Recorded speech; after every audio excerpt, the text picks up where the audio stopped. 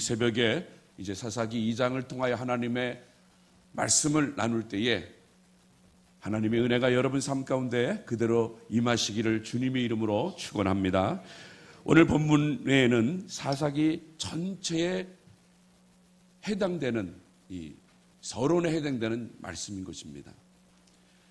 사사기 380년이라는 영적인 암흑 시대가 있었습니다. 왜 영적인 암흑 시대가 그렇게 오래 갔을까? 그것은 하나님과의 맹세, 하나님과의 언약을 지키지 않았기 때문에 그런 암흑 시기가 왔다는 것입니다. 신명기 6장과 또한 신명기 28장, 또한 신명기 전체를 보면요, 하나님의 말씀과 명령과 법도와 규례를 지키면 하나님께서 복을 주신다고 말씀하셨습니다. 그런데 하나님의 명령과 법도와 규례를 지키지 아니하면 하나님께서는 반드시 저주를 주신다고 말씀하셨습니다. 오늘 이 사사기 시대에 있는 백성들은 하나님과의 그런 언약 관계가 있는데도 불구하고 하나님을 알지 못하고 알려고 하지도 않았고, 하나님을 바로 섬겨야 되는데 바로 섬기지도 않았고, 그리고 하나님 말씀을 듣고 순종해야 되는데 순종하지도 않는 모습을 우리는 말씀을 통해서 보게 됩니다. 우리 2장 1절과 2절 말씀을 보면요, 하나님이 사자를 통해서 하나님 말씀을 전하게 됩니다. 우리 1절과 2절을 다시 한번 봉독해 보도록 하겠습니다. 시작. 여호와의 사자가 길갈에서부터 보김에 이르러 가로되 내가 너희로 애굽에서 나오게 하고 인도하여 너희 열조에게 맹세한 땅으로 이끌어왔으며 또 내가 이르기를 내가 너희에게 세운 언약을 영원히 어기지 아니하리니 너희는 이 땅 거민과 언약을 세우지 말며 그들의 단을 헐라하였거늘 너희가 내 목소리를 청정치 아니하였도다. 그리함은 어찌미뇨. 하나님은요, 하나님께서 약속하신 것은 하나님은 신실하신 분이시기 때문에 그 약속을 어기시는 것이 없습니다. 그런데 그 약속을 어기는 것은 우리 인간이라는 것입니다. 사람은요, 기분에 따라, 감정에 따라, 환경에 따라, 상황에 따라 바뀌어지는 인생이 바로 우리 사람들의 인생인 것입니다. 오늘 이 당시의 배경은 뭐냐 하면, 이제 살만하니까 여리고성을 점령했을 때만 해도 하나님 말씀을 듣고 하나님 말씀에 순종했습니다. 그랬더니 여리고성이 무너지는 놀라운 기절 그들이 체험을 했어요. 어려운 시기였죠. 거주할 곳이 없었습니다. 그리고 그 다음에는 이제 정착할 시기입니다. 12지파에게 땅을 분배했습니다. 이제 분배해서 각 땅에서 집도 짓겠죠. 여러 가지 일들을 했겠죠. 바빴죠. 그런데 오늘 이 말씀 속의 사건은 무엇이냐면, 이제 그들이 땅을 분배하고 거기서 거주하는 상황 가운데서 이런 죄악을 저지르는 것을 보게 됩니다. 살만하니까, 평안하니까. 사람이라는 건 그런 것 같습니다. 급할 때, 어려울 때는 주님을 찾지만, 그러나 살만하고 기도의 문제가 해결될 때는요, 그때는 주님을 멀리하는 거예요. 오늘 말씀 속에서 나오는 것이 바로 그것입니다. 이 땅 거민과 언약을 세우지 말고 그들의 단을 헐라하였거늘 너희가 내 목소리를 청종치 아니하였다. 이제 하늘 살만하니까 하나님과 이제 멀리 떨어져 있는 삶을 살아가고 있다는 것입니다. 하나님 말씀을 듣고 하나님 말씀을 준행하는 삶을 살아야 되는데도 불구하고 살아가지 않는 것을 우리는 보게 됩니다. 그래서 3절 말씀을 보니까요, 우리 3절 봉독하겠습니다. 그러므로 내가 또 말하기를 내가 그들을 너희 앞에서 쫓아내지 아니하리니 그들이 너희 옆구리에 가시가 될 것이며 그들의 신들이 너희에게 올무가 되리라 하였노라. 이제 언약을 지키지 않았더니 그 모든 대적들을 너 앞에서 쫓아내지 않겠다. 그들은 너희의 옆구리에 가시가 될 것이다. 그리고 너희들이 섬겼던 그 신들이 너희에게 올무가 되겠다라고 말씀하고 있어요. 왜요? 하나님 말씀 순종하지 않았기 때문에 그들에게 어려움이 오는 것은 당연한 것이라고 말씀하고 있는 것입니다. 바로 사사기가 써 있는 배경이 바로 그런 거예요. 옆구리에 가시가 됐던 사람들, 하나님 말씀에 순종하지 않고 옆구리에 가시가 되는 그런 벌을 받았던 이스라엘 백성들이 급하니까 이제 모여서 하나님 앞에 기도합니다. 하나님, 이 대적들이 우리들에게 너무 고통을 줍니다. 하나님, 이 고통 가운데 우리를 건져낼 지도자를 주십시오 하면서 부르짖습니다. 그러면 하나님께서 그 기도를 들으셔서 가장 연약한 사람을 사사로 세워서 그 사람을 하나님의 공의를 이루게끔 만들어주시고 싸워주십니다. 그런데 이제 또 살만하면 또 죄악을 저질러요. 계속적으로 다람쥐 쳇바퀴 돌아가듯이 똑같은 일들을 저지르고 있는 것이 바로 사사기 전체의 모습이라는 것입니다. 이제 하나님께서는 그렇게 하나님의 사자를 통하여 말씀을 하셨습니다. 그런데 이스라엘 백성들은 이 하나님의 사자의 말을 듣고요, 4절에 우리 한번 4절 말씀을 다 같이 한번 봉독해 보도록 하겠습니다. 시작. 여호와의 사자가 이스라엘 모든 자손에게 이 말씀을 이르매 백성이 소리를 높여 운지라. 백성이 소리를 높여 울었다고 얘기합니다. 그런데 이 소리를 높여 울었다, 뭐 회개했다 라고도 우리가 생각할 수도 있습니다. 또 5절 말씀을 보니까요, 그곳에 제사를 드렸다고 말씀하고 있습니다. 자, 5절 말씀을 봉독하도록 하겠습니다. 시작. 그러므로 그것을 이름하여 보김이라 하니라. 우리가 거기서 여호와께 제사를 드렸더라. 여호와의 사자가 나타나서 말씀을 선포합니다. 그랬더니 그 사람들이요, 울었고 그리고 보김이라는 곳에서 제사를 드렸다 이렇게 말씀하고 있습니다. 그런데 여기서 제사를 드렸다는 말이 백성들이 회개하고 돌아왔다는 의미가 아니라는 거예요. 형식적인 예배만 드렸지 정말 주님께로 돌아오지 않았다는 것을 말씀하고 있습니다. 그래서 그곳 이름을 보김이라고 얘기했는데, 이 보김이라는 뜻이 무엇이냐면 통곡하는 사람들이란 뜻이에요. 통곡하는 사람들.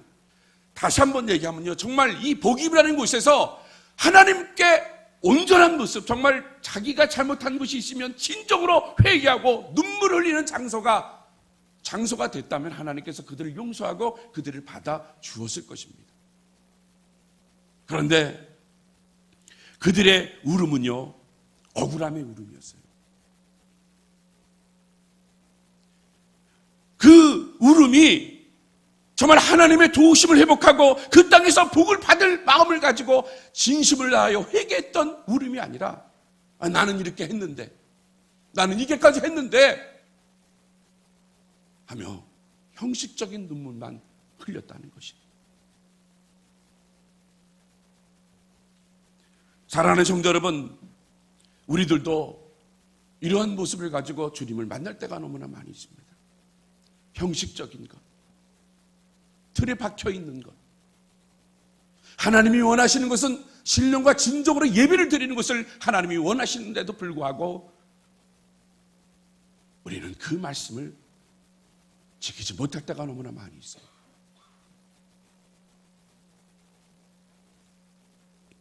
(6절과 7절의 말씀을 보면요, 여호수아와 같이 하나님을 믿고 신뢰하는 믿음의 사람들이 있었을 때에는 하나님께서 그들을 지켜주셨고 하나님께서 그들에게 기업의 땅을 얻게 하셨다고 하셨습니다.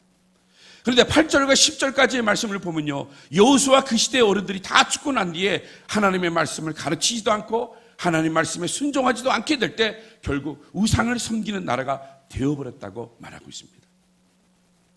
그리고 13절과 15절 말씀을 보면요, 이스라엘 백성들이 순식간에 무너지고 우상을 섬기는 모습이 나오고 있습니다. 다시 한번 얘기하면 당대에는 예수를 잘 믿었습니다. 당대에는 하나님을 믿고 따랐습니다. 그런데 좀 시간이 지나니까 하나님을 멀리하기 시작했어요. 그리고 그 후에는 이스라엘 백성들이 순식간에 무너지는 모습을 보게 됩니다. 우리 13절과 15절 말씀을 한번 다 같이 봉독해 보도록 하겠습니다. 시작. 그들이 여호와를 버리고 곧 바알과 아스다론을 섬겼으므로 여호와께서 이스라엘에게 진노하사 노력하는 자의 손에 붙여 그들로 노략을 당케 하시며 또 사방 모든 대적의 손에 파시며 그들이 다시는 대적을 당치 못하시며 그들이 어디를 가든지 여호와의 손이 그들에게 재앙을 내리시며 곧 여호와께서 말씀하신 것 같과 여호와께서 그들에게 맹세하신 것 같아서 그들의 괴로움이 심하였더라. 여러분, 우상을 섬기는 이스라엘 백성들의 모습을 보게 됩니다. 바알을 섬겼고 아스타론을 섬겼습니다. 우상을 섬긴 거예요. 그랬더니 그들이 심히 괴로움이 심했다는 얘기예요. 그래서 사사기는요, 하나님이 세우신 사사들이 공의를 행할 때 하나님께서는 그 사사를 보시고 대적들의 손에서 구원해 주시지만, 그러나 사사가 죽은 후에 이스라엘 백성들이 또 악을 행하면 하나님께서 그 또 대적들에게 괴롭힘을 당해 하심으로 사사들의 말을 듣고 돌아오도록 하시는 것입니다. 이런 악순환이 계속 일어나는 시대가 바로 사사기 시대라는 것입니다. 하나님 말씀은 변함이 없기 때문에 기록된 말씀을 통해 하나님의 나라의 원리를 깨닫고 순종할 때 어느 누구든지 이 말씀의 복을 받게 된다는 것이에요. 그런데 하나님 말씀을 지키지 않으면요, 분명히 벌을 받고 저주를 받는다고 말씀하고 있는 것입니다. 여러분, 바로 우리 한국교회를 보시기를 바랍니다. 우리 한국교회 초대교회 때의 성도들의 모습이 어땠습니까? 정말 주님 앞에서 순전했어요. 하나님 말씀을 들으려고 했습니다. 하나님 말씀을 듣고 그 말씀 그대로 행하는 모습을 보게 됩니다. 그랬더니 하나님께서 한국을 축복해 주셔서 그 짧은 시간 동안에 하나님은 대한민국을 높여주셨어요. 대한민국을 잘 살게 만들어줬고 대한민국을 부강한 나라로 하나님이 만들어주셨습니다.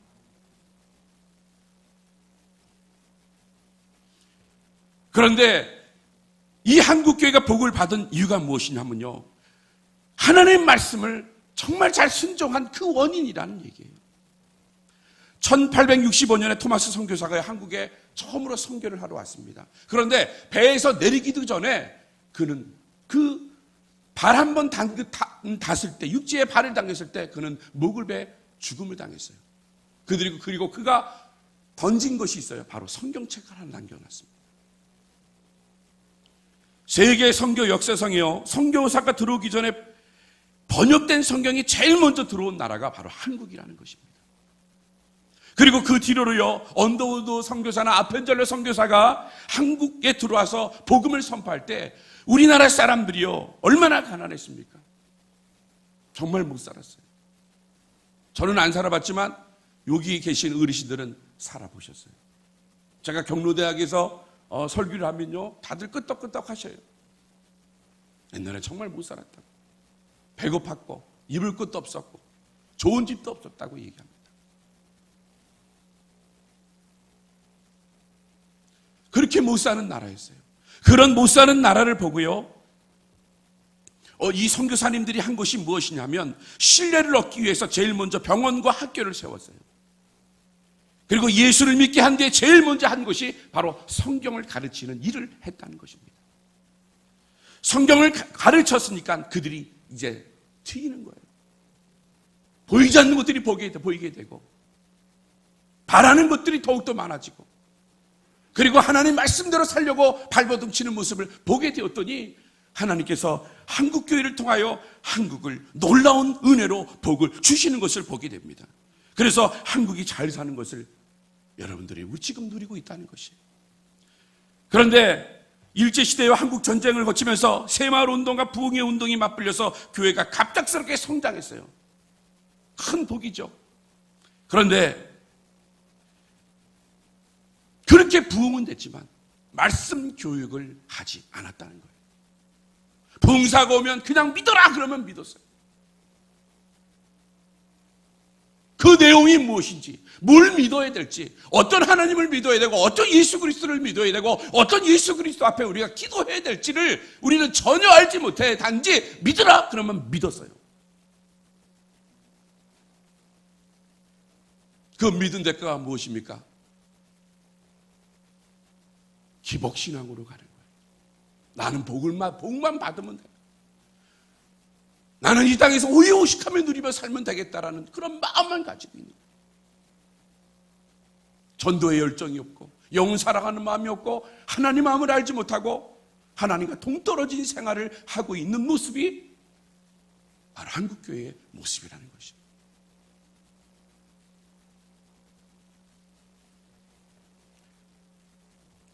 우리는요, 정말 예수 믿고 구원받은 하나님의 백성입니다.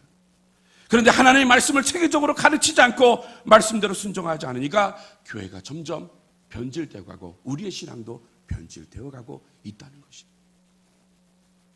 저 어렸을 때만 해도요, 교회 올 때가 되면 성경책을 꼭 품에 안고 왔어요. 왜? 그렇게 가르쳤으니까. 근데 요새 주일학교 학생들을 보면 성경책을 가지고 오는 학생들이 아마 별로 없을 것 같아요. 왜 그럴까요? 화면에 다 나오니까.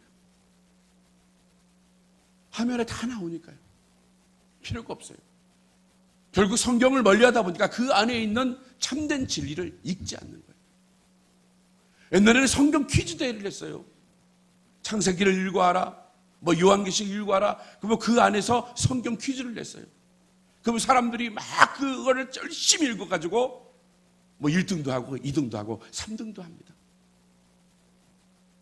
그런데 요새는요, 이 어르신들이 또한 어른들, 이 어린 아이들뿐만 아니라 이 어른들도 마찬가지. 말라기가 어디에 있는지, 요한계시록이 어디 있는지, 하박국이 어디 있는지 찾지 못하는 분들이 너무나 많이 있습니다. 특별히 신방을 다니다 보면요, 보게 됩니다. 여러분, 말라기 3장 10절을 한번 찾아보시길 바랍니다 하면 못 찾아요. 말라기가 어디 있지? 페이지를 가르쳐 드려야 찾습니다. 그건 왜 그럴까요? 하나님의 말씀을 너무 멀리한 모습을 보여주는 모습이에요.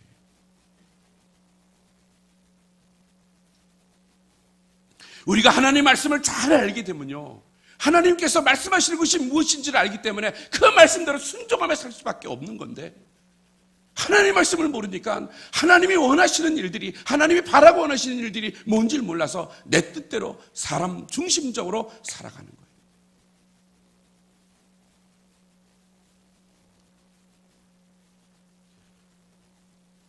마태복음 7장 20절과 23절 말씀을 보시길 바랍니다. 우리 다 같이 한번 7장 20절과 23절 말씀을 봉독하도록 하겠습니다. 시작.